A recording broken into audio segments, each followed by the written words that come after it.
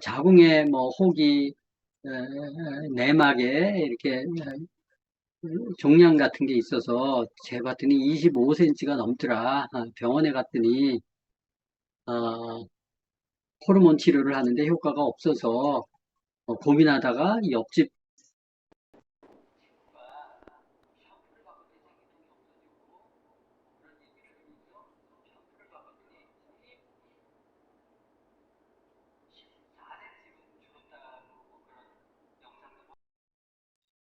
약이 아니고 단지 샴푸를 바꿨을 뿐인데, 그래서 이 피부로 들어오는 독이 또 심각할 수 있네. 경피도. 그래서 먹는 것만 조심해서는 안 되고 피부에 바르는 것도 아무거나 쓰면 안 되네. 그래서 우리가 지난주에 치약 아무거나 쓰지 마세요. 어, 그리고 목욕용품은 뿐만 아니라 또 그 설거지 세제조차도 국그릇 밥그릇에 들어가기 때문에 조심하십시오라고 얘기를 했어요. 환경 호르몬에 대한 공부를 했죠. 생활용품 환경 호르몬. 음. 오늘은 다시 우리 몸에 들어온 독이 있는데 그 독 내보내야 될 거 아니에요, 그죠? 어, 피에 들어가 있거나 세포에 박혀 있으면 그걸 내보내야 돼. 어떻게 내보내는가? 그게 바로 디톡스예요. 이 디톡스는 톡스가 독이거든요. D가 제거하다. 그래서 제독, 또 해독 이렇게 번역을 하고 있어요. 그래서 이제 이 다이어트란 말을 쓸 정도로 많은 세계인들이 비만해졌어요. 예전과는 달리. 그래서 이 비만은 특히 뱃살에 많이 붙는데 뱃살에 붙는 지방도 장 속가죽에 속에 들어붙는 지방이 내장 지방이고 배 겉가죽에 붙는 지방이 피하 지방이잖아요, 그죠? 이 피하 지방보다 내장 지방이 더 나쁜 거잖아요. 왜냐하면 혈관에 안에 기름기를 끼우고 그리고 산패가 되면서 혈관을 딱딱하게 만들거든요. 그래서 내장 지방이 안 좋다라는 거예요.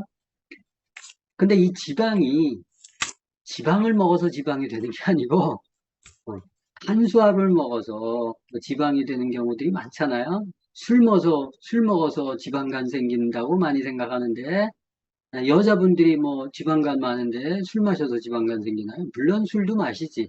그렇지만 밥을 많이 먹죠. 밀가루를 많이 먹고 빵, 떡을 가리지 않고 먹더라고요. 그죠? 그러면 비만이 되는 거예요. 그래서 이 비만은 운동한다고 빠지던가요? 여러분들 지방간이 운동한다고 빠져요? 굶으면 지방간이 없어지던가요? 아니에요. 단식하면 얼굴만 찌그러들지 지방간이 안 빠져요. 뱃살이 잘 안 빠져요. 그죠? 굶으면 뱃살 빠지면 얼마나 좋아. 그죠? 근데 어, 굶으면 근육이 빠져요. 그래서 이제 그런 메커니즘에 대해서 오늘 공부를 할 거예요. 자, 우리 본문에 들어가면 124페이지에 보면 그러면 뚱뚱하다는 기준이 뭐야? 비만이 뭐야? 꼭 뚱뚱해야 되나? 아니고 마른 비만도 있다. 이걸 어떻게 보는가? 체지방률로 봐요. 그래서 이 체지방률이라는 것은 내 몸무게에 지방이 얼마나 차지하냐. 그래서 이제 보통 여자분들은 지방이 많잖아요. 남자분보다. 그죠? 음, 좀 부드럽잖아요. 통통하고. 25%. 4분의 1. 자기 몸무게 4분의 1 이하가 좋다. 남자들은 15%. 그래서 이제 어떤 남자는 재봤더니 20%야. 어디 들은 게 있어가지고 25% 미만, 4분의 1 미만은 정상이라고 그러던데 그거는 여자들 기준. 남자들은 15%. 그래서 이제 남자들이 20% 이상 된다 그러면 배가 서서히 나오는 거예요. 기름이 끼는 거예요. 여자분들은 30% 이상 되면 이제 몸매가 흐트러지는 거예요. 그죠? 지방이 끼기 시작해요. 그래서 35% 정도 되면 관리하지 않으면 안 된다. 40%가죠. 여러분들 비만 체지방률 얼마까지 보셨어요? 어, 저는 거의 54%까지 봤거든요. 어, 그러면 그런 분들은 정말 심각하죠. 그죠? 절반 이상이 지방이라는 거예요. 40%도 많잖아요. 근데 50% 이상들도 꽤 있어요. 그런 분들은 오래 못 살아요. 음, 음. 큰일 나죠. 관리를 해야 돼요. 그럼 정신을 차려야죠. 그죠? 정신을 차려야 돼요. 네. 그래서 이 비만이라고 하면 이렇게 뚱뚱하다고 뭐 문제가 되는 것보다 이 지방 비율을 잘 살펴봐야 된다는 거예요. 그래서 몸무게 많이 나가더라도 근육이 많고 지방 비율이 적으면 괜찮아요. 뭐 건강해요. 근데 이제 그러지 않고 반대로 근육은 별로 없는데 물렁살인데 지방으로 잔뜩 낀다. 그러면 이제 혈관이 오염이 되기 때문에 문제가 돼서 그런 거예요. 그래서 이 비만은 하여튼 그런 문제들이 있다. 그래서 모든 병의 근원이 될 수 있다고 해서 125페이지에 거기 보면 배 지방이 쌓이면 잘 아시다시피 먹은 게 이제 이게 간이나 근육에 저장이 되고 남는 포도당이 지방으로 전환이 돼서 그 다음에도 남는다, 저장할 데가 없다. 그럼 뱃살로 들어간다 그랬죠? 그럼 뱃살을 갈 때 뭐 입에서 바로 뱃살로 가는 게 아니고 간에서 이렇게 작용을 한 다음에 그걸 풀어가지고 세포로 보내기 때문에 그 혈관을 중간에 타고 가요. 그래서 그 기름 같은 것들이 혈관벽에 끼게 돼 있고 산소와 만나면 산패가 되죠. 산패가 잘 되는 기름 같은 것들이 있어요.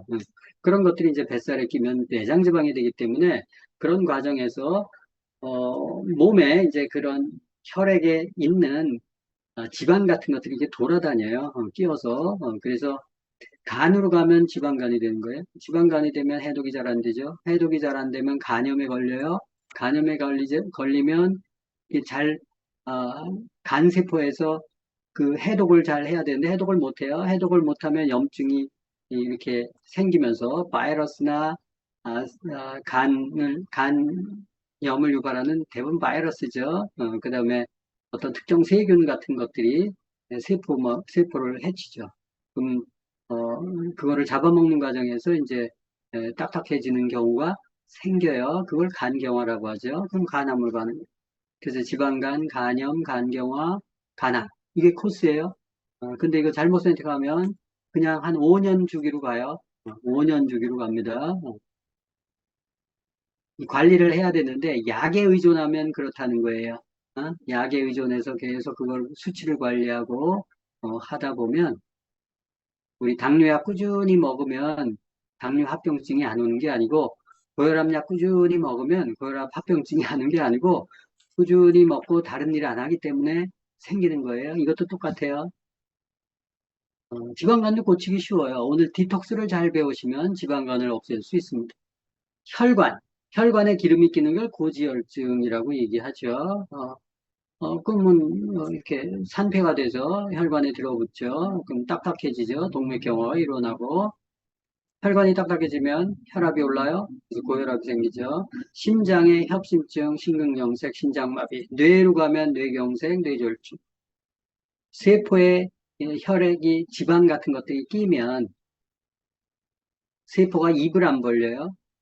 그래서 인슐린에 의해서 당이 들어온 것들을 얘가 거부하죠.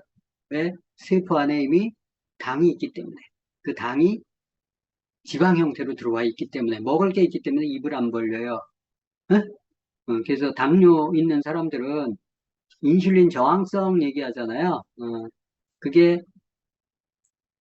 이 입을 안 벌리는 거를 인슐린 저항성이라고 얘기하는데 그럴 수도 있어요. 입을 안 벌리는 이유는 내가 세포가 먹을 게 이미 있기 때문에 그래요. 그죠? 음.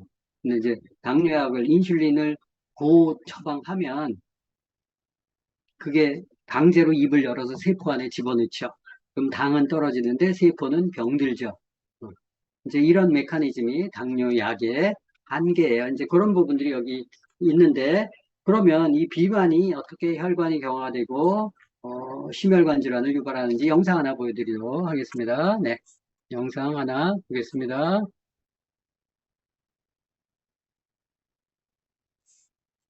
자, 제가 음소거 하고요. 저도 음소거를 하고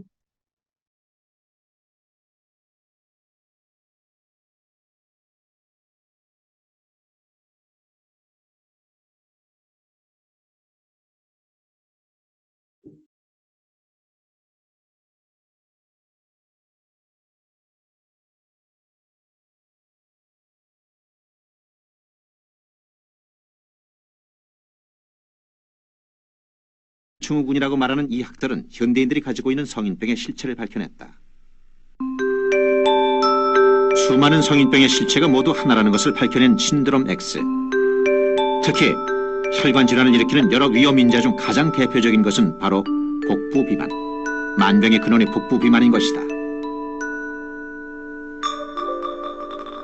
다른 지방보다 쉽게 분해되는 복부 지방은 혈관 내로 바로 스며들게 되고 이것이 동맥경화의 주 원인이 된다.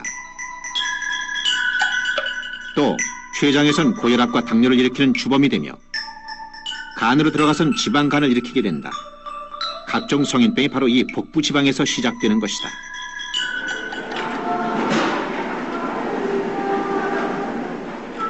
오늘도 정상대 씨는 헬스장에서 하루를 시작했다. 꼬박 2년째 하루도 거르지 않은 아침 운동. 그의 이런 변화엔 남다른 사연이 있다. 유달리 튀어나온 뱃살. 정 씨는 팔다리는 가늘고 배만 불룩한 전형적인 복부 비만이었다.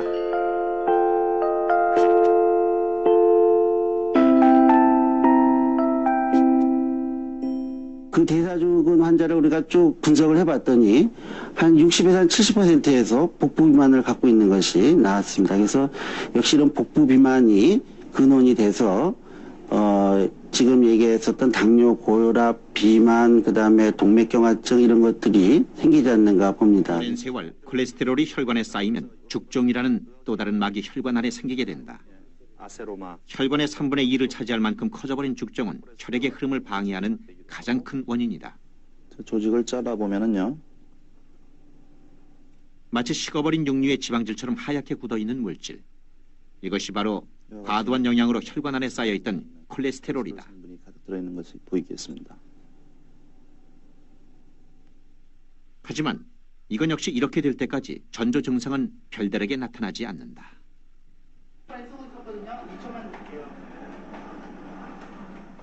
콜레스테롤 수치도 높았고 지방간이 있었던 유 씨. 가끔 가슴 통증이 있었지만 한 번도 심장병을 의심해 본 적은 없었다. 그런 그가 얼마 전 이웃의 돌연사 소식을 듣고 검사차 병원에 들렀다. 그런데 너무나 뜻밖의 결과가 나왔다. 병명은 급성 심근경색. 멀쩡하던 사람이 하루아침에 생과 사의 기로에 서 있는 중환자가 되어버린 것이다. 콜레스테롤과 지방질이 가득한 혈관 속. 이런 과잉 영양이 쌓이면 혈관은 점점 좁아지다가 어느 순간 완전히 막히게 된다. 그리고 그 막힌 곳이 심장이나 뇌라면 그것은 곧 돌이킬 수 없는 엄청난 결과, 죽음을 초래하게 된다. 언제부터인가 방송에서 사라진 얼굴 조정현. 그를 만날 수 있었던 건 이른 아침 한강변에서였다. 한창 일할 나이인 40에 찾아온 뇌졸중. 2년간의 투병 생활이었지만 아직 제 몸 하나 가누기도 힘든데 후배들과 함께 예전처럼 다시 뛰고 싶지만 그것은 아직 이룰 수 없는 희망에 불과하다. 내가 저란에 그리스도 좋아하지. 전화 5월 16일 날 뇌졸중은 그에게서 너무 많은 것을 빼앗아갔다. 가장 치명적인 것이 언어장애. 개그맨으로선 사형선고나 다름없었다. 어디서 하냐고 삼사체육회. 그거 오늘 결정돼요. 어디서 하는지. 그래. 잃어버린 게 있다면 어떤 게 가장 큰 게 있을까요? 잃어버린 게 있다면. 방송 주스랑. 방송 출연. 그래.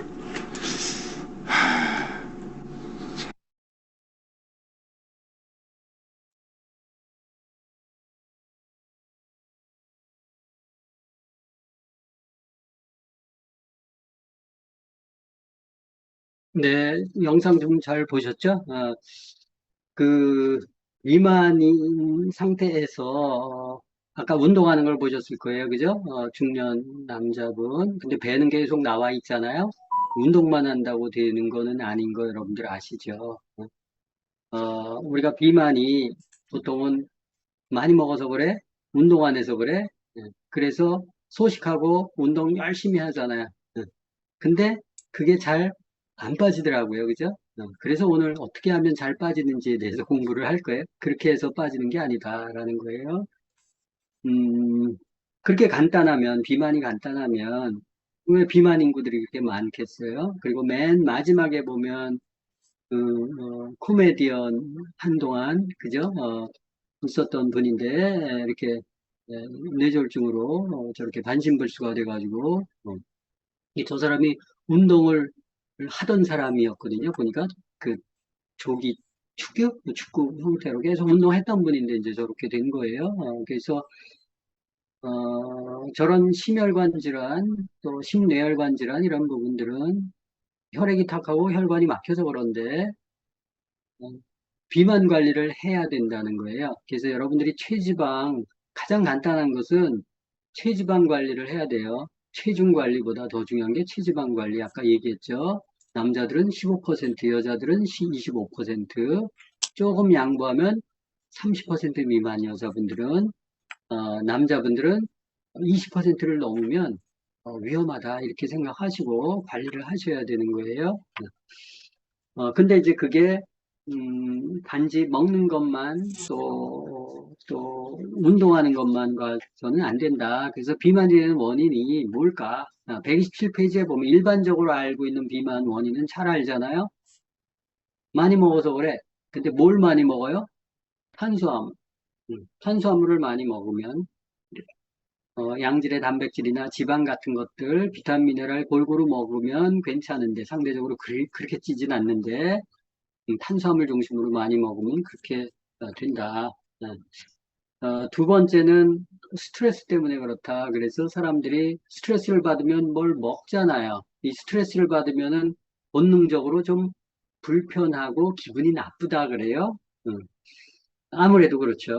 그러면 기분 좋게 하려면 이 부교감 신경을 항진시켜야 되는데 이 부교감 신경의 상당 부분은 장에 있다 그래요. 그래서 자꾸 먹고 이렇게 장을 이렇게 연동을 해줘야 기분이 좋다는 거예요. 그래서 예전 얘기가 배부르고 등 따스면 뭐 그렇잖아요. 그죠? 그게 부교감 신경이 활성화되기 때문에 사람들이 본능적으로 자꾸 먹는다는 거예요. 스트레스를 받고 열받고 어? 남편이 속상하게 하고 애들이 귀찮게 하고 신경 쓰게 하면 자기도 모르게 먹는다는 거예요. 그래서 이제 그런 것 때문에 또 자꾸 과식하게 되고 또 세 번째 원인은 사람들이 운동을 안 해요. 그죠? 예전엔 노동이라고 많이 했는데 요새는 몸을 잘 안 쓰잖아요. 어, 아이들도 마찬가지고. 그리고 잠을 일찍 안 자요. 늦게 자요. 그죠? 12시 넘어서 자고 뭐 1시, 2시 뭐 젊은 친구들은 뭐 3시도 좋고 4시도 좋고 들쭉날쭉하면서 하는데 이 잠을 또 안 자면 당연히 살이 찌거나 건강을 해치게 되죠. 해독이 안 되기 때문에 이제 또 뭐 먹는 것들 보면 뭐 사서 먹죠. 음료 같은 거 냉커피, 냉음료, 또 탄산음료 이런 거 좋아하잖아요. 그죠? 그런 거 먹으니까 당연히 찔 수밖에 없죠. 어, 그 커피 같은 거 좋아하는 분들이 굉장히 많더라고요. 특히 여자분들은. 그래서 이렇게 보면 출근할 때 전철에서 이렇게 보잖아요. 그럼 손에 뭐 이렇게 들고 다니는 사람들이 있어요. 그죠? 들고 출근하는 사람들 있죠? 커피잔. 응. 커피잔 들고 출근하는 사람들 치고 건강 좋은 사람 하나도 없어. 응. 그게 습관이거든요. 그래서 좋은 걸 먹어야지. 좋지 않은 것들을 그렇게 아침부터 먹으면 좋지 않죠. 몸이 힘드니까 또 커피 마신다고 하는데 하여튼 그런 부분들이 이 영향을 주는데 특히 이제 비만은 대부분 사람들이 뭐 칼로리 계산해서 막 먹잖아요. 근데 이제 조금 공부를 해보면 이 저장 호르몬이 뭐예요? 인슐린이잖아요. 인슐린이 많이 분비되는 체질은 쉽게 쪄요. 인슐린이 좀 잘 안 분비되는 사람들은 탄수화물을 먹어도 인슐린 분비가 좀 적게 되는 사람들은 말라요. 그래서 체질적으로 보면 저 같은 사람은 인슐린 분비가 잘 안 되는 사람이에요. 이렇게 바짝 말랐잖아요. 먹어도. 당도 안 오르고. 음.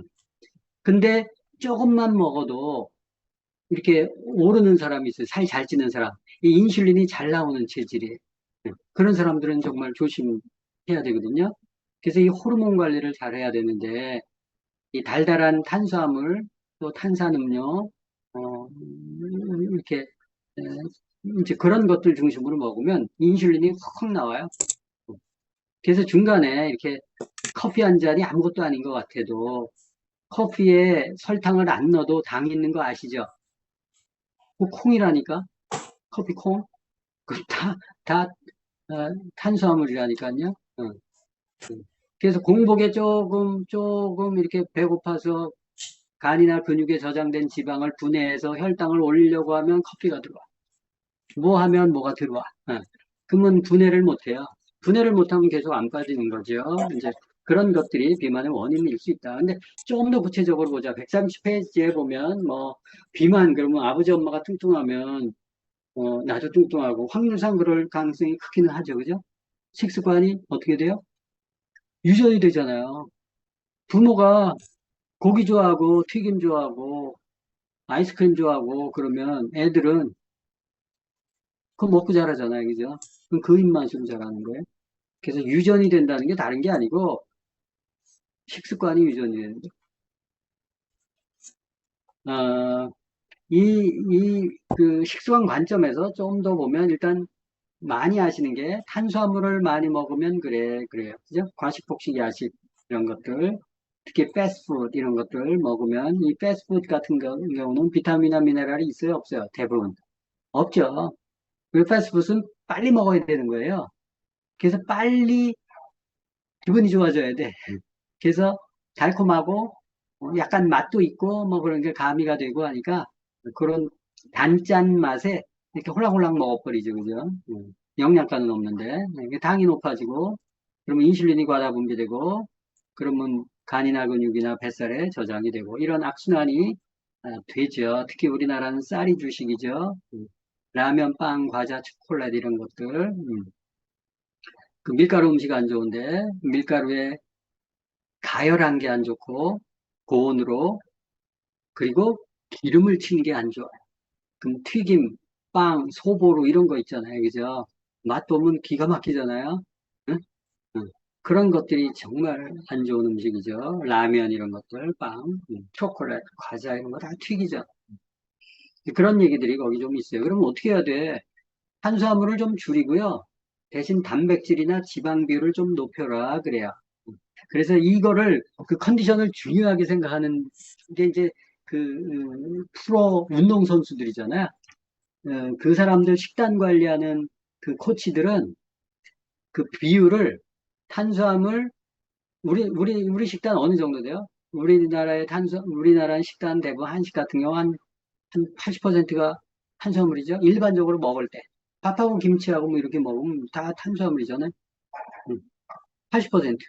그리고 뭐 좀 적게 잡아주면 70%, 15%, 뭐 10% 이게 지방 단백질 비율인데 그 프로 선수들은요 컨디션이 제일 좋을 때가 언제 우리도 이렇게 밖에 나가서 음식을 먹거나 뭐 그랬을 때 기분 좋아질 때 있잖아요. 컨디션 되게 좋을 때 있어요, 없어요? 잘 먹을 때. 그때가 비율이 어떻게 되냐면요. 탄수화물이 40%, 단백질이 30%, 지방이 30%예요. 이 기록 내야 되는 선수도 있죠. 그 운동 코치들은 그런 것들을 전문적으로 배워요.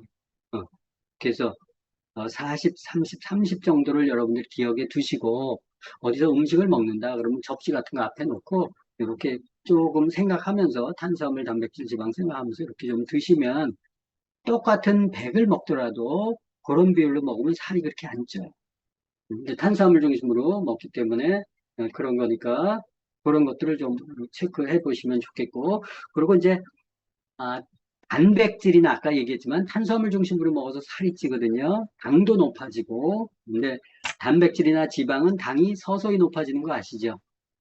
우리가 고기 먹으면 든든한 이유가 소화 흡수가 늦게 돼서 그래요. 탄수화물은 빨리 되잖아요.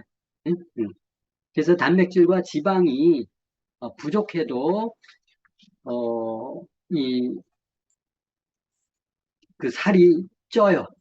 그래서 양질의 단백질 같은 것들을 넣어줘야 근육이 분해되지 않는데 근육이 분해되지 않아야 기초대사량이 높아져요. 이것은 이제 뒤에서 다시 보충 영상을 통해서 제가 보여드리도록 할게요. 그래서 이게 비만인 게 단백질이나 지방이 부족해도 비만이 될 수 있네.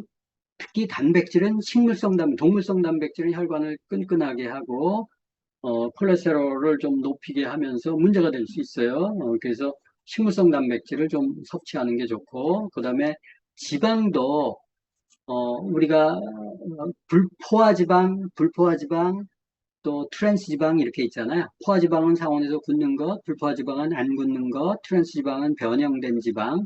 그래서 트랜스지방이 제일 안 좋은 거고, 불포화지방을 먹어야 되는데, 불포화지방도 여러 가지가 있는데, 오메가3, 오메가6가 대표적으로 있어요. 근데 오메가3를 먹어야 돼요. 오메가6를 먹어야 돼요. 오메가3를 먹어야 되잖아요. 그죠? 그래서 오메가3 기름을 먹으셔야 돼요. 오메가6 일반 식용유에 많이 있기 때문에, 그거는 살을 찌워요. 그리고 세포막에 염증을 좀 유발해요. 많으면. 그래서, 단백질을 먹으라는 것은 여기서 양질의 식물성 단백질과, 그 다음에 오메가3를 좀 먹어라, 이런 뜻이구나, 라는 것들을 좀 이해하시고 보시면 좋을 것 같아요. 그리고 그래서, 어떤 영상 같은 것들 이렇게 보면, 뚱뚱한 사람들, 이렇게 체지방률이 40% 이상, 이렇게 된, 35% 이상 이렇게 된 분들, 이렇게, 그, 불포화 지방 같은 거 계산하잖아요. 그러면 지방 비율이 굉장히 높아요. 근데 오메가6 지방 비율이 높은 거예요. 오메가3 비율은 낮고. 그래서 양질의 오메가3를 먹잖아요. 그럼 살이 빠져. 그래서 오메가3 다이어트도 있어요. 오메가3 이렇게 한 주먹씩 먹고. 대신 오메가3가 이게 어유잖아요. 근데 일반 기업체들은 싸구려 어유를 써요. 응? 싸구려 어유. 아주 싱싱한 그 어유들을 써야 되는데 그걸 안 쓰기 때문에 좀 안 좋은 오메가3를 쓰면 안 먹는 게 나아요. 상폐된 오메가3도 많고 해서 그래서 깨끗한 오메가3, 영양가 높은 오메가3, 잘 모르면 뉴트라이트 오메가3 같은 것들을 드세요. 제가 단언컨대 이 영양소 중에서 제일 만들기 어려운 게 오메가3인 거 아세요? 건강식품회사에서 제일 만들기 어려운 게 오메가3예요. 산패가 잘 되기 때문에. 그래서 이렇게 반도체 공정처럼 진공 공정에서 해야 되고 돈도 엄청 들게 들어요. 그래서 영세한 기업들은 그거 못 만들어요. 그래서 오메가3 먹으면 효과 없습니다. 이런 영상 많이 있잖아요. 그 맞아요. 그 어유가 좋지 않아서 그런 거니까 여러분들 잘 선별해서 먹고 드시고 그 다음에 심혈관 질환, 이 혈관에 기름이 끼잖아요. 그럼 그걸 뭘로 녹여요? 물이 녹여져요? 물로? 안 녹여져요. 기름으로 녹여야 돼요. 그래서 오메가3가 들어가야 된다니까. 근데 시중에 양질의 오메가3가 없어요. 저는 이렇게 식품을 보면 이렇게 그 에너지 반응을 느낄 수 있기 때문에 이게 몸에 잘 에너지를 업 시키는 건지 다운 시키는 건지 알 수 있어요.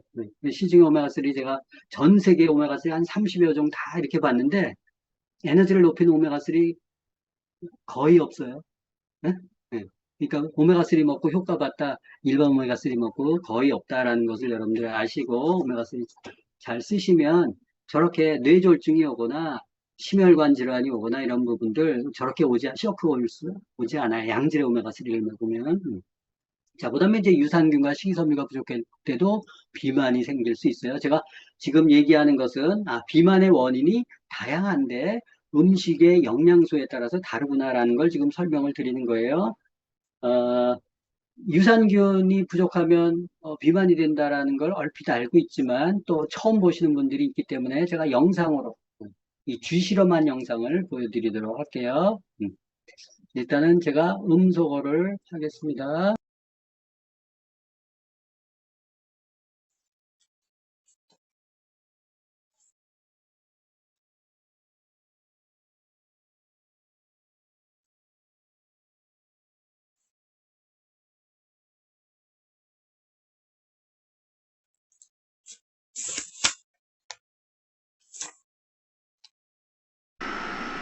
이렇듯 남들과 같은 양을 먹어도 더 살이 찌는 사람들. 이들은 장내 세균 구성이 다르다 한다. 그래서 유 씨의 장내 세균을 살펴보기로 했는데 가장 많은 수를 차지하는 세균종인 박테로이데테스와 퍼미큐테스. 그의 경우는 박테로이데테스가 적은 편이다. 이는 무엇을 의미하는 것일까? 한 연구 발표에 따르면 에너지 대사 능력을 높이는 장내 세균이 존재한다는데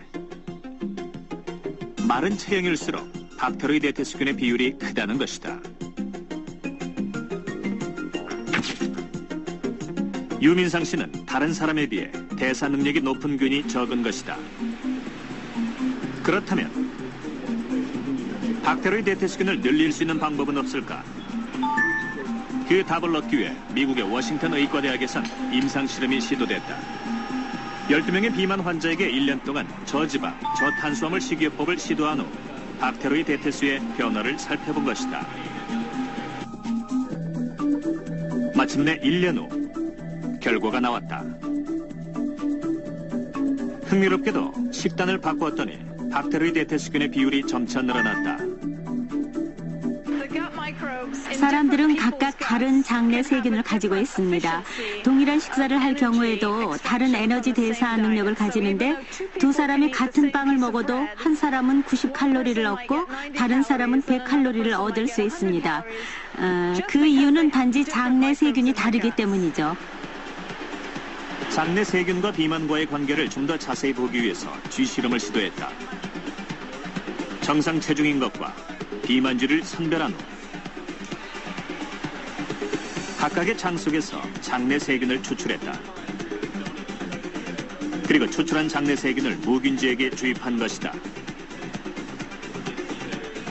두 무리로 나누어 한쪽은 비만의 것을, 다른 한쪽은 정상 체중의 것을 주입하고 체중의 변화를 살펴본 것인데 보름 후 똑같은 양의 먹이를 주었는데도 양쪽의 변화는 실로 눈에 띌 만큼 확연했다.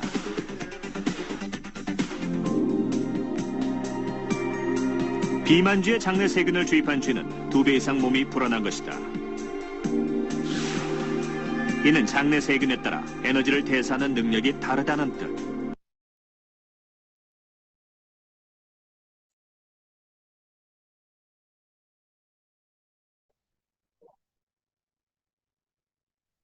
자, 영상 보시니까 그 쥐 실험한 거 보셨죠? 비만쥐, 날씬한쥐.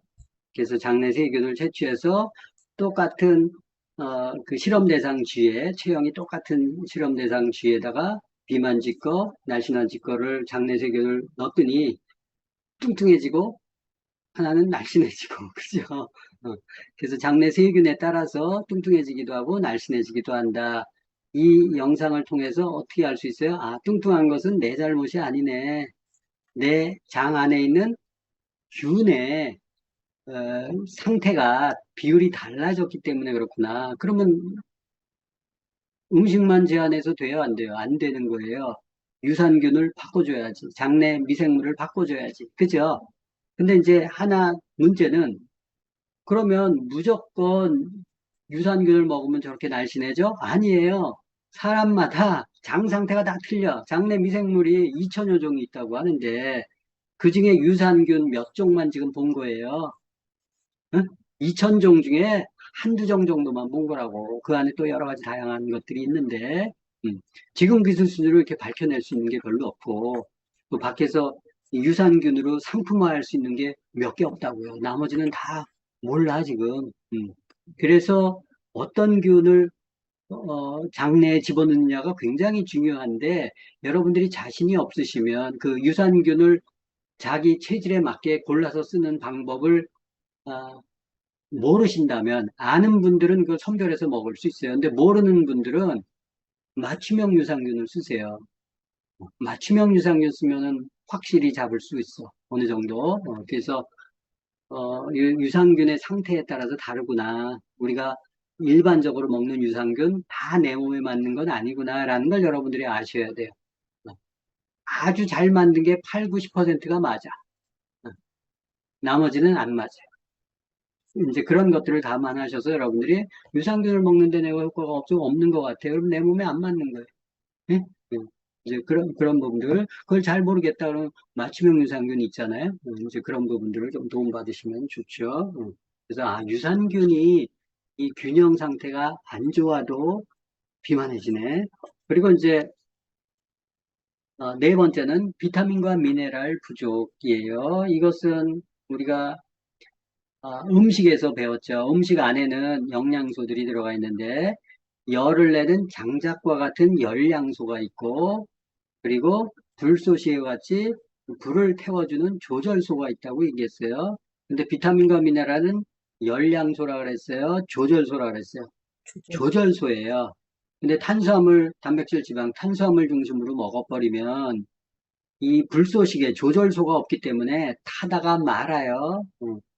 타다가 만 게 지방으로 저장이 된다고 얘기했어요. 그래서 비타민과 미네랄이 충분히 들어가야 우리가 먹은 탄수화물이나 단백질이나 지방을 충분하게 소화시키고 흡수시키는구나 이렇게 생각하셔야 돼서 비타민 미네랄을 잘 안 먹고 살이 잘 안 빠진다. 비타민 미네랄 보면은 칼슘이 많이 부족하고 아연 많이 부족하고 비타민 A 부족하고 비타민 B군 부족하고 이런 것들이 보여요. 비타민 C가 부족하고 그럼 그 비타민이나 미네랄 같은 것 부족한 것들을 채워놓아야 살이 빠진다니까요. 응? 응. 그래서 우리가 영양소들을 먹는 거예요. 디톡스 할 때도 마찬가지로. 그 다음에 이제 이번에 설명드린 것은 근육이에요. 근육. 이 근육을 키우는 것은 두 가지뿐이 없어요. 하나는 단백질을 부지런히 먹어야죠. 또 하나는 운동을 해줘야 돼요. 운동하지 않고 가만히 있으면 근육이 빠지는 거 여러분들 아시잖아요. 골절상을 입거나 못 움직여요. 그래서 침상에 누워 있어요. 그러면 뼈하고 근육이 쭉 빠지는 거 아시죠? 특히 이제 뼈 같은 것들이 약해지고 뼈에 붙어 있는 근육 같은 것들이 약해지는데 뼈는 자극이 필요한 거거든요. 자극이 필요해서 자극되지 않으면 이게 단단해지지 않아요. 그래서 그 근육이 빠지면 기초대사량이 줄어들고 그 기초대사량이 줄어든 만큼 먹으면 그게 다 살로 가요. 그게 요요거든요. 그래서 기초대사량과 요요에 대한 영상. 왜 요요가 있지? 왜 굶다가 다시 먹으면 살이 확 찌지? 이 영상을 하나 보여드릴게요. 잘 보세요. 그래서 사람들이 요요가 생기는구나. 이걸 이해하실 수 있어요. 네. 일단 음소거하고.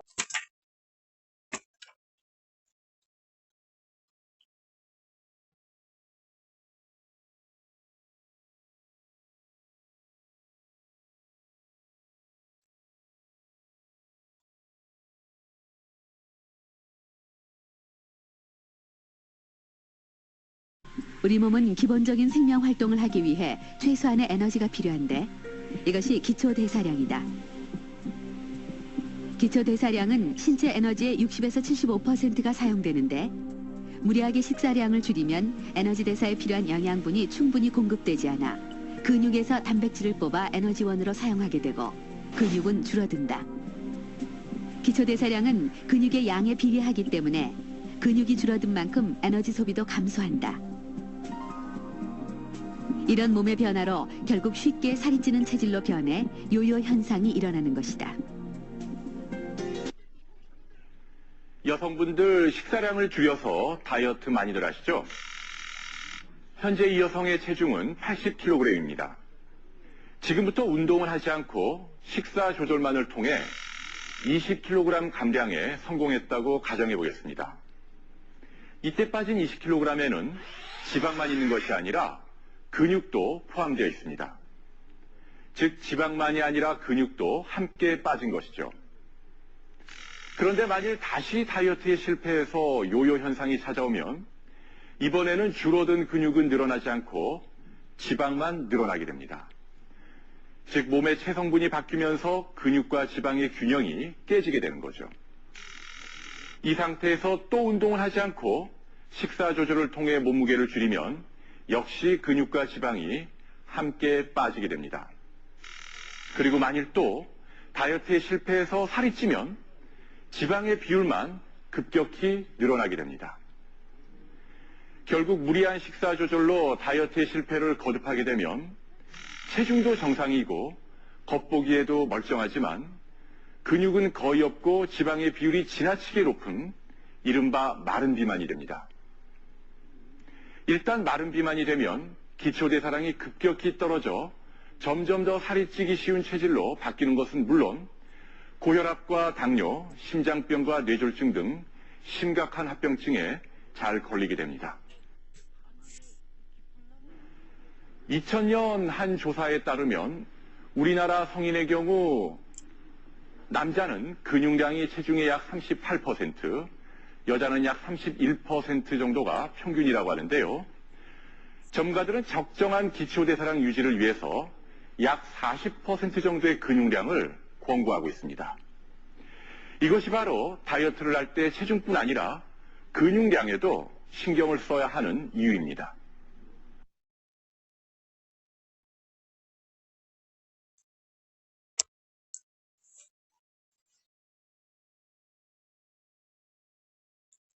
자, 영상 보시면 기초대사량과 요요에 대해서 설명이 되어 있는데 왜 요요가 생기는지 아시겠죠? 근육을 다치면 돼야 안 돼요. 살을 뺐다, 지방을 뺐다 좋아요. 근데 근육을 빼면 안 돼요. 근데 우리가 굶으면 근육이 빠져요. 굶으면 뱃살이 들어가면 얼마나 좋아. 지방이 분해되면 좋잖아요. 그죠? 근데 근육이 분해되는 이유는 메커니즘상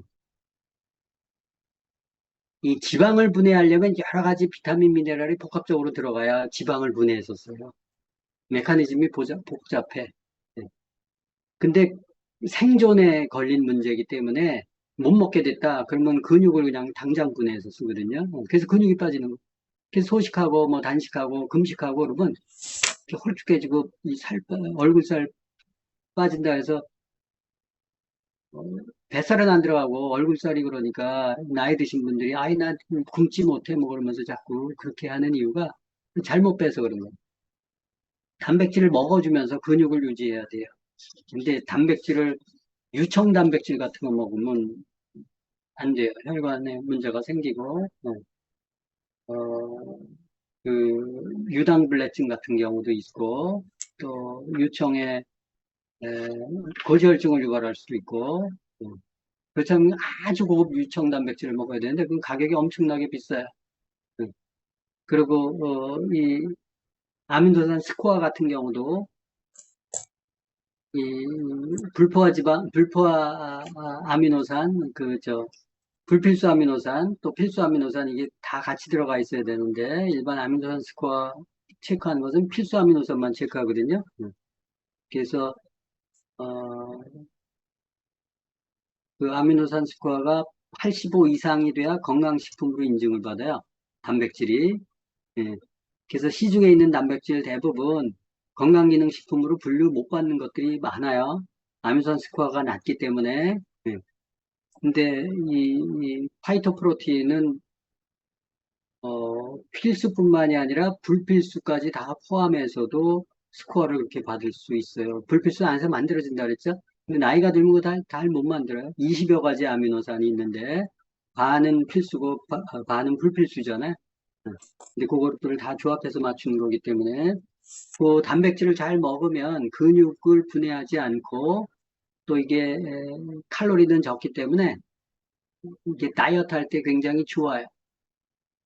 근데 일반적으로 다이어트 할 때 사람들이 단백질 먹든가요? 안 먹든가요? 안 먹어요. 단백질 먹으면 살 안 빠지거든. 특히 유청 단백질 같은 경우는 별로 칼로리가 높고 그래서 이 단백질을 안 써요. 단백질을 안 쓰고 그냥 굶고 하기 때문에 요요가 자주 오는데 우리 단백질을 잘 쓰잖아요. 뒤에 이제 설명을 할 거예요. 이 근육이 다치지 않아야 돼요. 근육은 그대로 유지하거나 높이고 지방을 분해하는 게 요요가 없어요. 그리고 컨디션도 좋아지고 이제 그런 것들이 있으니까 그것들은 잘 감안해서 드시고 보통 우리가 단백질을 먹잖아요. 그러면 한 스쿱이 지금 파이토프로틴이 12.5g 정도 되잖아요. 단백질은 그 중에 10g이에요. 12.5g 중에서 단백질이 10g이야. 근데 그게 우리가 그 한 스쿱에 10g의 단백질을 먹잖아요. 그 몸에서 흡수되는 게 50%야. 그럼 예서 20g을 섭취하면 10g만 몸속에 들어와요. 흡수가 돼요. 그 다음에 근육으로 가는 거 중에 20%라 그랬죠? 그럼 2g만 가는 거야. 그럼 근육을 키우기 위해서는 단백질 어떻게 해야 돼요? 좀 더 먹어야 돼요. 먹는 대로 다 들어가지 않아요. 그래서 보통 기존의 이론에서는 킬로그램당 1g을 드십시오. 뭐 0.85g을 드십시오. 그래서 뭐 조금 더 해서 1g 드십시오. 이렇게 얘기하잖아요. 근데 요새 장수학계 이렇게 대명사로 알려진 누구시죠? 이제 그분이 쓴 책에 의하면 장수한 사람들이 근력이 강한 사람들인데 근력을 강하게 하려면 킬로그램당, 몸무게 1kg당 1g만 먹어서는 안 된다. 1.3g 정도 먹어야 된다. 이렇게 얘기할 정도로 단백질이 굉장히 중요하다고 얘기하니까 참조하셔서 보시고, 그래서 이게 단백질은 먹어도 한 절반만 흡수되는구나. 그리고 미네랄은 먹으면 한 20%만 흡수되는구나. 이렇게 아셔야 돼요. 그것도 먹으면 다 흡수되는 게 아니고, 또 사람마다 다 틀려요. 자, 여기까지 설명됐고, 자, 디톡스 그러면 좀 더 공부해보죠. 디톡스. 자, 136페이지에 보면 건강의 척도가 잘 먹는 거와 잘 싸는 거예요. 이게 모두 장에서 이루어진다 되어 있고, 이 디톡스라는 것은 137페이지에 이게 피가 만들어져서 소화 과정을 거쳐서 피로 들어오는 과정들이 136페이지, 137페이지에 서술이 되어 있고, 또 피에 독소들이 들어오면 그 독소들을 차단시켜야 되잖아요. 그리고 들어온 독소들은 해독을 해서 빼내야죠. 이게 디톡스예요. 근데 약으로 해서 디톡스가 되지 않는다는 거예요. 그래서 제일 좋은 방법은 이 디톡스를 제대로 하면 138페이지에 중간 정도 밑에 보면 체내 어혈과 독소를 제거하려면 단식, 식이요법, 영양요법 같은 게 동시에 진행되는 게 좋다. 될 수 있으면 개인 맞춤형으로 들어가는 게 좋다. 이 개인 맞춤형으로 들어가려면 실력이 있어야 돼요. 그죠? 그 사람의 식습관이나 생활습관 이런 것들을 알아서 어떤 영양소들이 부족한지 또 어떤 영양소가 잘 맞을지를 좀 알아야 이게 가능하잖아요. 그죠? 이제 그런 공부들을 좀 더 하는 게 필요하죠. 139페이지에 개인 맞춤형 디톡스라는 게 이제 거기 쭉 설명이 되어 있고, 일단 디톡스를 할 때 우리가 장을 깨끗하게 하기 위해서 여러분들 유산균하고 식이섬유가 생명인 거 아시죠? 장 관리하는데. 그때 유산균은 개인 맞춤형 쓰면은 제일 좋아요. 그리고 그걸 못 쓰면 지금 우리 나와 있는 365를 일반적으로 쓰시는 게 조금 무난하고, 그 다음에 이제 식이섬유 같은 경우는 크게 뭐 여러 가지가 있는데 그 중에 대표적인 게 파이버 비치하고 파우더 식이섬유잖아요. 그래서 내가 먹어보고 파이버 비치를 먹었더니 똥이 굵게 잘 나와. 그럼 그게 맞는 거예요. 근데 먹었더니 빡빡하고 잘 안 나와. 이건 여러분들 체질이 안 맞는 거예요. 반대로 먹어야 돼. 파우더를 먹어야 돼. 그런 사람들은. 그래서 내가 어떤 걸 먹고 변이 시원하게 나오는지 그게 여러분들 장에 맞는 거예요. 섞어 먹는 거 아니고 체질별로 달라요. 그럼 효과를 보실 수 있어요. 내가 장 관리하는데 효과를 잘 못 본다. 그러면 유산균을 잘못 쓰거나 식이섬유를 잘못 쓰는 경우에 그것만 교정해도 효과를 볼 수 있다라는 것들이 조금 있고, 그 외에 이제 필요한 단백질, 파이토프로틴이 제일 무난하고, 녹차 프로틴 같은 경우는 단백질 함량이 좀 적고, 체질에 조금 먹기는 좋은데, 영양소 관점에서는 조금 떨어지니까 파이토프로틴에 맛들이는 게 좋겠죠. 그러고 이제 뭐, 부족한 영양소들, 그래서 이렇게 장을 해독하기 위해서 유산균, 식이섬유, 그리고 간을 해독하기 위해서는 뭐 밀크시슬이나 뭐 이스트비나 비타민 B 플러스나 이렇게 비타민 B군과 관련된 것들, 뭐 또 비타민 C나 오메가3 뭐 이런 것들을 조합해서 이렇게 쓰시면 디톡스로 진행할 수 있는데, 이 디톡스를 할 때 몇 가지 원리가 있어요. 그 원리를 제가 원리 일단 설명을 드리고, 저는 이제 디톡스를 할 때 한 20년 이상 디톡스를 좀 많이 해봤는데, 저는 이제 333 디톡스를 많이 써요. 3일간 단식. 물론 다 단식시키는 거 아니에요. 예? 저같이 삐쩍 마른 사람들 단식시키면 안 돼요. 예? 그리고 이렇게 영양소 좀 부족하고 뭐 이렇게 부실한 사람한테 단식시키면 안 된다고. 그런 사람은 보식을 시켜야 되고. 3일 단식, 또 3주 일식. 예. 이제 그렇게 시키고, 그 다음에 3개월 동안은 유지식으로 이렇게 해서 관리하도록 하는 게 이제 333 디톡스인데, 이제 그런 개념들이 거기 좀 있으니까, 이렇게 활용하시면 좋고, 여기에 이론들은, 그, 클린이라는 책 있죠. 알렉스 그 클린이라는 책에, 이제 그쪽에 전문 그 의사인데, 그분이 쓴 책인데, 거기에 이제 실제 단식을, 이렇게 디톡스를 해봤더니, 뭐 1년간 디톡스 할 수는 없잖아요. 그죠? 그렇다고 3일간 디톡스 하기도 그렇고. 그래서 약간의 습관이 잡히는 게 최소한 3주더라. 그래서 3주. 그래서 3일을 쓰는 거예요. 효과가 제일 높더라. 운동선수들 쭉 해봤더니 3주가 효과가 제일 높더라. 그래서 저희는 이제 3일에다가 단식에다가 3주를 결합한 방식을 쓰는데 효과가 좋아요. 그렇게 한번 써보시면 좋고. 그래서, 3일 동안은 단식, 3주 동안은 점심 일식, 아침 저녁은 프로틴식, 대체식 형태로 우리 굿모닝식 있죠? 이제 그런 식으로 진행을 해서 3주를 마치고 체지방이 어느 정도 왔다? 그러면 이제 이식 형태로 바꿔서 가는 게 3일 단식, 3주 일식, 그리고 3개월 이식 형태다. 그 개념을 여러분들 좀 이해하시면 좋겠고 1주차, 2주차, 3주차에 대한 개념이 설명이 되어 있어요. 1주차 디톡스를 하면 위와 장을 쉬게 한다. 2주차를 쉬게 하면 위와 장이 쉬니까 간이 쉬워져요. 간이 휴식을 취할 수 있어요. 그러면 오염된 혈액을 정화시켜서 온몸에 피를 돌릴 수가 있어요. 2주 때. 3주가 되면 그 깨끗한 피가 돌면서 세포를 바꾸어요. 그래서 질병을 치유하고 체지방을 분해시켜서 3일 플러스 3주 하면 25일 정도 되거든요. 25일 정도 되면 이렇게 원타임 디톡스를 이렇게 하실 수가 있고 거기에 영양소나 이런 부분들은 그분의 식습관이나 생활습관을 좀 봐서 이렇게 해주시면 좋고 그럼 디톡스를 진행하는데 중간에 어떤 개념을 가지고 디톡스를 하는가는 영상을 통해서 하나 보여드릴게요. 영상 디톡스의 원리 한 5가지 나와 있는데 한번 보십시오.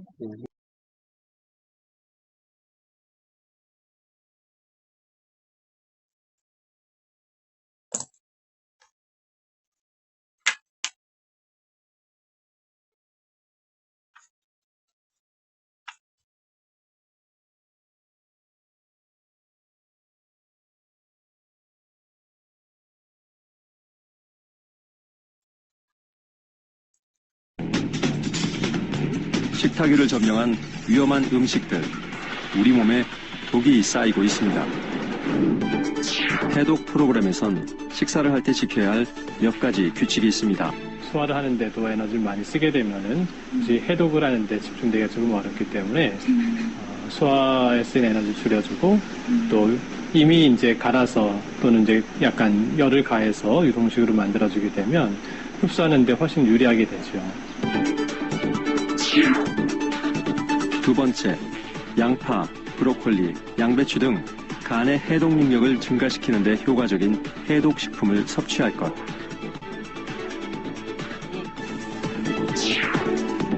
세 번째, 저녁부터 아침까지 12시간의 공복을 지킬 것. 몸 안에서 소화와 해독이 이루어지는 데 필요한 최소한의 시간이 바로 12시간이기 때문이죠. 12시간의 공복이라는 것은 그 소화 기능을 거쳐서 간으로 가서 다시 해독 기능을 거치고 그 과정을 통해서 우리 몸에서 빠져나가고 하는데 걸리는 시간 자체가 한 12시간 정도 걸리고 그것이 하루에 한 번 정도 필요하다는 뜻입니다. 마지막은 독소식품을 멀리할 것. 흰쌀, 설탕, 소금 등을 비롯해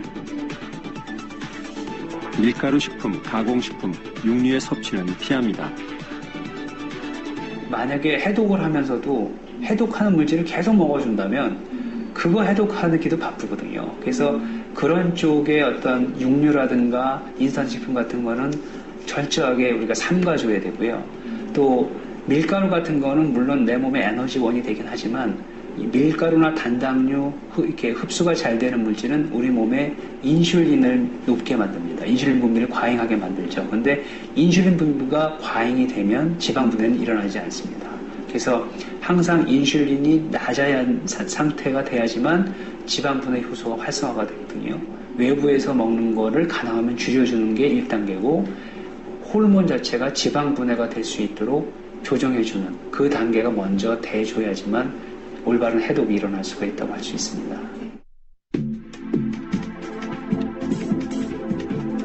우리 몸은 정교한 해독 시스템을 갖추고 있습니다.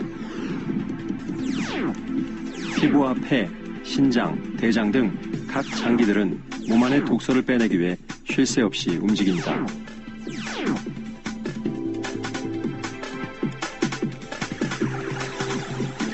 우리 몸에서 가장 중요한 해독기관은 간인데요.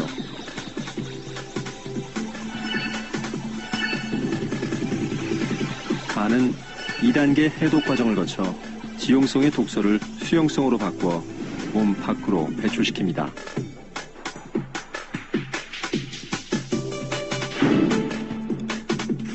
그런데 이때 몇 가지 중요한 조건이 있습니다. 간이 해독 작용을 하려면 반드시 무기질, 비타민 등의 영양소가 있어야 하는 것. 영양소가 공급되지 않는다면 독소는 충분히 해독되지 않은 채 온몸을 돌면서 각종 질병을 일으킵니다.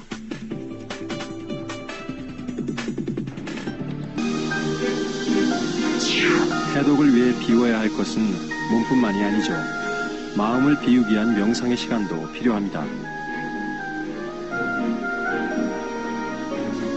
머리를 비운 채 모든 관심을 심장에 집중하며 천천히 호흡합니다.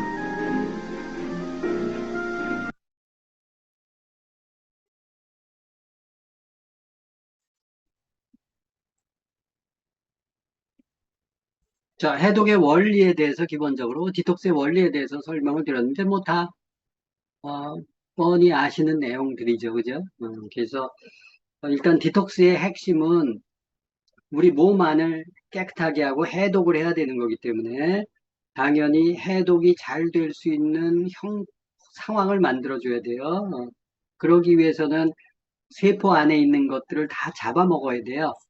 그러면 잔뜩 먹으면 세포 안에 있는 것들을 잘 안 먹어요. 그래서 일단 굶겨야 돼. 그래서 저열량식과 그다음에 굶기만 하면 되는 게 아니고 해독에 필요한 영양소는 집어넣어줘야 돼요. 그래서 충분한 영양소. 그래서 저열량식과 충분한 영양 섭취 두 개가 맞아떨어져야 디톡스를 제대로 할 수 있어요. 근데 원푸드 다이어트나 뭐 주스 마시고 다이어트하고 뭐 이런 것들은 충분한 영양소 공급이 되지 않는 거예요. 저열량식은 될지 모르지만 그러면 피에 또는 세포에 녹아서 안 좋은 것들을 해독할 때 안 좋은 물질들이 막 나오는데 그거를 중화시킬 수 없어요. 그래서 몸이 망가질 수 있기 때문에 그래서 디톡스의 핵심은 저열량식과 충분한 영양 섭취다. 특히 장을 청소하는 게 굉장히 중요한데 여러분들 장을 청소하는 식품이 뭐가 있어요? 핵심이 유산균과 식이섬유예요. 근데 병원에 유산균, 식이섬유 없어요. 시중의 것들 이렇게 좀 쓰는 형태로 있지.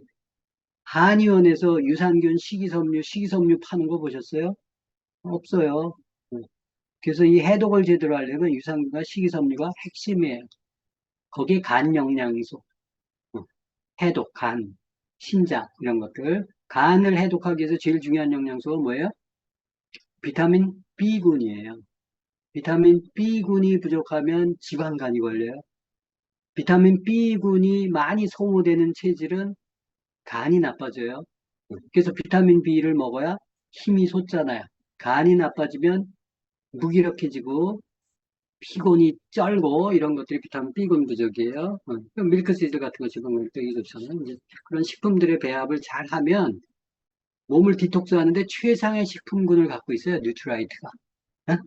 그걸 잘 활용하시면 정말 뭐 약 훨씬 이상으로 치료제로 쓸 수 있어요.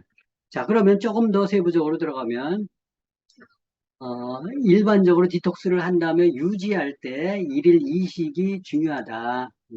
우리가 하루에 한 끼를 먹으면 120% 해독된다고 얘기하고 일일 이식을 하면 100% 해독됩니다.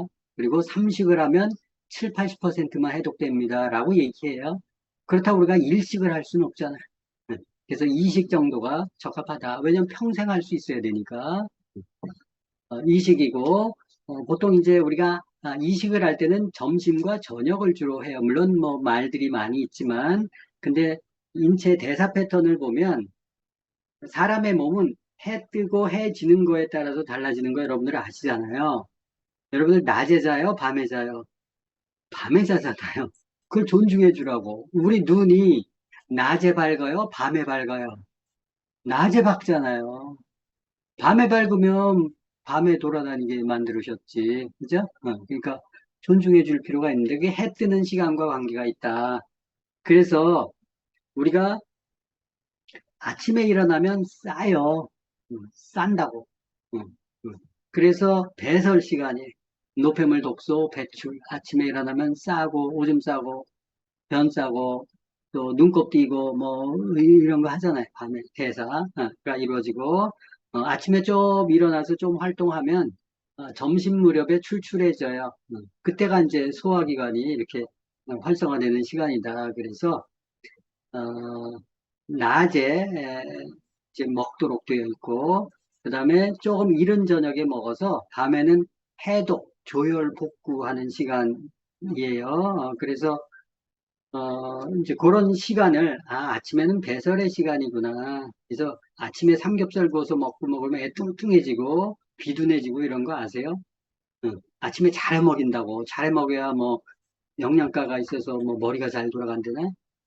아니고 아침에 쓰는 에너지는 밤에 저장했고 이렇게 조율하고 저장해 놓은 것들을 이렇게 쓰는 거지 먹은 걸 쓰는 건 아니거든요. 먹을 때는 배설이 돼야 되는데 먹으면 먹는 쪽으로 에너지가 가기 때문에 배설이 잘 안 될 수 있어서 아침을 좀 비워서 아침을 좀 늦게 먹는 게 좋다. 한 11시쯤 이런 얘기를 하죠. 이제 그래서 그 시간을 좀 존중해줘서 아침은 좀 간단하게 하잖아요. 그래서 우리가 굿모닝식을 하는 이유가 그게 인체 대사적인 측면에서 봤을 때 편안한 거예요. 여러분 아침부터 밥맛 있는 사람 있어요? 그 고장난 사람 아니고는 아침에 밥맛이 없다고. 조금은 좀 덜 하잖아. 그죠? 아침에. 그 자연의 섭리야. 뭐 활동한 것도 없는데 자고 일어나서 바로 삼겹살 먹고 고기 먹고 그래? 아니거든요. 그죠? 그래서 아침은 간단하게 하고 소식으로 하고 그 다음에 점심 저녁을 이렇게 좀 잘 현미채식으로 먹으면 좋겠다라는 얘기들이 거기 있으니까 그 뭐 좀 더 장구학에 대해서 좀 공부하시는 분들은 뭐 심장 같은 그러니까 보통 이제 심장이 낮 11시부터 1시까지 심장이 활성화되는 시간이에요. 피가 도는 시간이에요. 그리고 간담 자는 시간이 담이 11시부터 밤 11시부터 1시 1시부터 3시까지가 간이 복구되는 시간이에요. 이 복구되는 시간이라는 것은 이 장부가 2시간별로 돌아요. 그 피가 그쪽으로 몰린다고. 간담이 복구되기 위해서. 심장이 많이 피가 몰리는 시간이 11시부터 1시예요. 그때는 심장마비가 없다고. 응? 심장마비로 죽는 사람이 없다고. 그래서 밤에 자려면 간담 시간이 조혈하고 복구하고 회생하는 시간을 존중해서 누워 있어야 된다고. 그때 뭘 먹지 말고 운동하지 말고 들고 뛰지 말고 들고 뛰면 간이나 근육이나 이런 쪽에 피가 가지. 예? 그래서 간담이 조혈하고 복구하려면 누워 있어야 돼 그때. 그래서 그때 자는 사람들은 개운해. 근데 그 시간 놓쳐서 다른 시간에 그 시간을 자잖아요. 4시간을 별로 개운하지 않다고. 이제 그런 시간들을 잘 맞춰서 폐가 깨어나는 시간 3시에서 5시에 아침에 뭐 꼬꼬댁거리고 뭐 새 울고 뭐 이런 것들이 깨어나는 시간 또 노인네들이 기침하고 막 그런 시간이 이 폐가 열리는 시간이거든요. 3시, 5시. 그 똥 언제 싸요? 한 6시, 7시쯤 싸잖아. 5시부터 7시가 대장이 연동하는 시간이라고. 그때 이제 분비물이 막 나오고 이런 시간. 그 시간을 좀 존중해주면, 그게 146페이지에 이제 간단하게 표현한 거예요. 보시고. 그 다음에 아침은 우리가 유산균과 단백질로 대체하기, 단백질 음료로. 그래서 굿모닝 식사 하잖아요. 잘 아시잖아요. 근데 이제 먹성이 좀 많은 사람들이 있어. 그리고 아침에 좀 심심한 사람들, 안 먹으면 뭐 다 이것저것 먹을 거 없나 기웃대는 사람들, 그런 사람들은 좀 씹어주는 게 좋거든요. 그러면 사과 껍질째 반쪽 정도 좋아하는 거. 과일 먹을 시간이 없어요, 현대인들이. 그죠? 점심 때 먹겠어? 저녁 때 먹겠어? 별로 시간이 없어. 그럼 야식을 먹잖아. 그러지 말고, 아침에 조금 그러면 그때 다른 거 먹지 말고, 뭐 토마토를 좀 먹든가, 좀 씹는 맛 좋아하면 사과를 먹든가, 뭐 오이를 좀 잘라서 먹든가, 당근을 좀 잘라서 먹든가 해서 물을 좀 씹어 먹든가, 그런 것들을 좀 함께 하면 좀 더 든든할 수 있고 칼로리도 낮출 수 있어서 식탐을 좀 줄일 수 있어요. 그걸 좀 먹으면 점심 때 많이 안 챙겨도 돼. 근데 그거를 굶어버리잖아요. 아침에 아예? 그럼 점심 때 많이 먹잖아. 그죠? 그런 어리석음을 범하지 말고 균일하게 먹는데 내가 어떤 시간대에 뭘 먹는지를 정해놓는 게 중요해요. 아침 식사를 이렇게 균일하게 유산균과 단백질 딱 먹어버리면 얼마나 간편해. 사과. 그리고 필요한 영양, 비타민 몇 개. 아침 끝. 정상 체기 중인 사람은 그렇다는 거예요. 삐쩍 마르고 어린 아이들, 막 키워가는 아이들은 소화력이 좋아가지고 먹어도 괜찮아요. 19세, 20세까지는 성장기의 아이들은. 근데 너무 먹어서 뚱뚱해하면 안 되지만 그 조절을 해서 정상 체중이다 그러면 아침 그 이식으로 세팅하면 평생 여유가 없다고. 근데 그걸 들쭉날쭉 하고 먹다 안 먹다 하고 뭐 왔다 갔다 하니까 문제가 되는 거니까. 그래서 그런 것들. 그리고 식사할 때는 아까 얘기했죠. 단백질 30%, 탄수화물 40%, 단백질 30%, 지방 30%의 비율로 잘 모르겠다 그러면 3분의 1, 3분의 1, 3분의 1 정도 비중으로 먹는다 그러면 그게 최상의 영양요법이라고. 음식을 먹을 때. 예. 그러면 조금만 먹어도 배가 든든해요. 근데 탄수화물 중심으로 먹잖아요? 그럼 많이 먹어도 배고파. 금방 꺼져서. 그런 것들 좀 이해하시면 좋을 것 같고, 특히 식사, 백미하지 말고, 현미식을 하시고.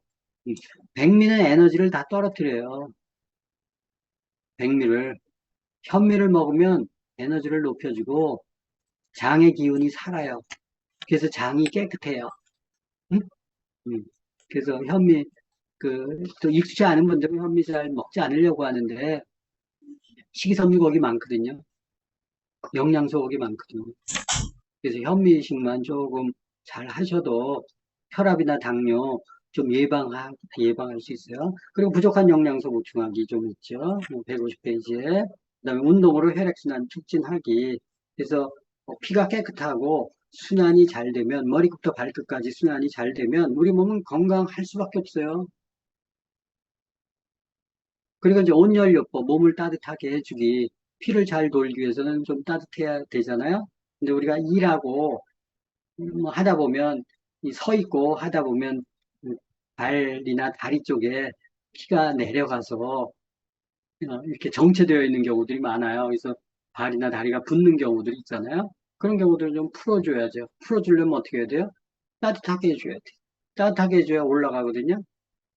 따뜻하게 해서 올려주고, 그 다음에 잠자리에 누우면, 그럼 혈액순환이 좀 잘 돼서 좋아요, 컨디션이. 그래서 우리가 조교, 발 따뜻하게 해주는 것, 또 무릎 밑에까지 따뜻한 거, 각탕력. 요새 더워서 조금 힘드시겠다, 그죠? 그렇지만 그 발을 좀 풀어주고 자면, 발 푸는데 시간 많이 걸리거든요. 풀어주고 자면 빨리 회복이 돼요. 이 머리끝 쪽 올라가고 밑으로 이렇게 내려와서 순환이 아래 위로 돼야 이게 골고루 순환이 되는데, 이게 아래쪽에 정체가 되어 있으면 피가 잘 안 올라와요. 또 배에 기름이 쌓여 있잖아요. 그럼 더 못 올라와. 그럼 아래만 돌고 위는 위대로 돌고. 그래서 위대로 돌고 아래로 돌고 그러면 아래는 차지고 위에는 뜨끈뜨끈하고 머리도 뜨끈하고 열도 올라오고 얼굴이 벌개지고 이런 것들이 따로따로 놀게 되기 때문에 이제 그런 것들을 전체적으로 해주시면 도움이 되실 수 있어요. 그래서 오늘은 몸에 있는 독을 빼주는 게 필요하고 다이어트를 쓸데없이 일부러 음식 소식이나 또 운동 많이 해가지고 일부러 빼려고 하지 말고 몸을 깨끗하게 해주면 자연적으로 지방은 빠지게 되어 있어요. 굶는다고 안 빠지고 운동한다고 안 빠져요. 그래서 식습관, 생활습관, 운동습관, 그리고 영양소 보충해주는 습관. 근데 그 영양소들을 어떻게 보충해주는지에 대한 것들은 대략적인 설명을 좀 드렸으니까 그 범주 내에서 그걸 세팅하세요. 그래서 내가 몸무게가 좀 많다 그러면 일식을 하시고 아까 단식하고 일식을 결합해서 좀 하시고 체지방이 어느 정도 내려왔다, 뱃살도 분해되고 지방간도 좀 빠졌다, 컨디션도 좋아졌다, 아침에 일어나면 찌뿌둥했는데 컨디션 좋아졌다, 그러면 몸이 살아난 거예요. 그죠? 그러면 적당한 시점에서 이식으로 올리고 아침은 간편식으로 하고 그래서 체중이 어느 정도 정상적으로 왔고 그 다음에 식습관을 아침 간단하게 하고 점심 저녁을 적당하게 맞춰서 이식으로 컨트롤하면 그 몸무게가 평생 가는 거예요. 운동도 과격하게 2시간, 3시간씩 하는 게 아니고 내가 늙어서 까지도 운동할 수 있는 정도의 시간으로 맞춰서 운동으로 몸무게를 맞추면 운동 요요가 와요. 음식을 빼가지고 거기에 맞춰 음식 요요가 오듯이 그래서 아침 식사 그렇게 하고 굿모닝식으로 하고 점심 저녁 현미채식으로 간단하게 하고 어느 정도 몸무게가 정상적으로 오면 평생 하면 평생 요요 없는 디톡스 다이어트가 가능하다. 수시로 하고 그런 메커니즘을 보시면은 누구나 관리하실 수 있어요. 중요한 게 우리가 건강에 대해서 배우지만 사실은 우리가 좀 더 나은 삶, 멋진 삶을 살기 위해서 사는 거잖아요. 그죠? 근데 건강이 안 좋으면 건강이 신통치 않고 아침에 일어나는데 찌뿌둥하고 피곤하고 그리고 힘들고 졸렸고 그러면 그 사람이 무슨 사회생활을 제대로 하겠어요. 그죠? 제가 요새 좀 이렇게 글 쓰고 있는 게 rich body, rich life예요. 몸이 건강해야 라이프가 부자가 돼. 성공한 사람들, 부자들 있잖아요. 그런 사람들은 몸 관리의 프로야. 우리가 생각하는 것 이상으로 몸 관리를 엄청나게 신경 써요. 근데 그렇지 못한 사람들 있잖아요. 보통 사람들. 그리고 그냥 이렇게 병병하는 사람, 가난한 사람들. 왜 가난한 줄 아세요? 왜 병병한 삶을 사는지 아세요? 몸 관리를 못하기 때문에. 음식 관리 못하지. 운동 안 하지. 뭐 시간 관리 안 하지. 아무 때나 막 자다가 뭐 깨다가 하지. 그 루틴이 엉망이라서 그래. 그게 습관을 잘 잡고 우리 굿모닝식 하잖아요. 그죠? 아침식 제대로 하고 운동 좀 하고 명상하고 필요하면 산책하고 그런 습관을 딱 세팅시켜서 철저하게 자기 몸 관리를 해야 돼요. 그래서 내 몸 관리가 좋아야 내 컨디션, 내 뇌력이 좋아지고 그죠? 판단력, 집중력, 목표 이런 것들이 생기지 몸이 병약한데 무슨 에너지가 있고 무슨 집중이 있고 무슨 열정이 있겠어요. 그죠? 그래서 몸 관리하는 게 중요한데 이런 형태로 몸 관리를 하셔서 습관을 해보세요. 그러면 여러분들 몸도 위치해질 뿐더러 여러분들의 삶도 훨씬 풍성해지고 풍요로워지실 겁니다. 오늘 여기까지 설명드리고 그리고 이제 우리가 사실은 사례 발표를 좀 하기로 했었어요. 근데 인원이 많아가지고 좀 하기가 힘들어서 제가 카페가 있어요. 오픈 건강교실 네이버 카페가 있거든요. 거기에 뉴트리 건강 사례 같은 거, 뉴트리나 또 아메 제품 가지고 건강 사례 같은 것들 있잖아요. 여러분들 나름대로 뭐 디톡스를 하셨건 또 어떤 상태에서 뭘 먹었건 다이어트를 했건 했던 그 사례들을 이렇게 좀 적어서 올려주세요. 그럼 올려주신 분 중에서 한 10분 정도 뽑아서 그분들은 제가 다음에 우리 이 강의할 때 그냥 최우선적으로 무료로 이렇게 해드릴 테니까. 그리고 제가 또 여러 가지 강의 같은 것들을 구상하고 있는 게 있어요. 지금 설명드리는 것은 아주 기본적인 건강 강의예요. 근데 이제 조금 더 전문가스럽게 오장육부에 대해서 제가 책을 쓴 게 있잖아요. 그죠? 인체 시스템의 비밀, 원투. 거기에 보면 오장육부에 대해서 이렇게 쫙 풀어놓은 것들이 있어요. 이제 그런 것들을 조금 더 이렇게 매칭시키시면 여러분들 훨씬 더 여러분들 몸 관리는 뿐만이 아니라 여러분들 주변에 있는 사람들도 이렇게 케어할 수 있기 때문에 이제 그런 것들도 중장기적으로 좀 생각하고 있으니까 하시고 하여튼 뉴트리 건강 사례 그 카페에 글 올려주신 분들 이렇게 정성스럽게 잘 써주신 분들은 제가 따로 봐서 뽑아가지고 그다음에 소개도 해드리고 또 다른 강의 있을 때 최우선적으로 제가 이렇게 대우해 드릴 테니까 글 남겨주시면 좋겠습니다. 네이버 오픈건강교실 이렇게 카페 딱 치시면 이렇게 나오니까 거기에 글 남겨주시면 감사하겠습니다. 늦게까지 공부하시냐고 수고들 많이 하셨고 오늘 자료 또 역시 마찬가지로 올려놓도록 하겠습니다. 고생들 많으셨습니다. 좋은 주말 되시고 행복한 주말 되십시오. 감사합니다. S였습니다. 들어가세요. 네, 그리고 끝나고 지금 질문 있으시거나 또 궁금한 점 같은 얘기죠? 있으신 분들은 잠시 남으셔서 각자 애프터 방에서 또 애프터 있으시면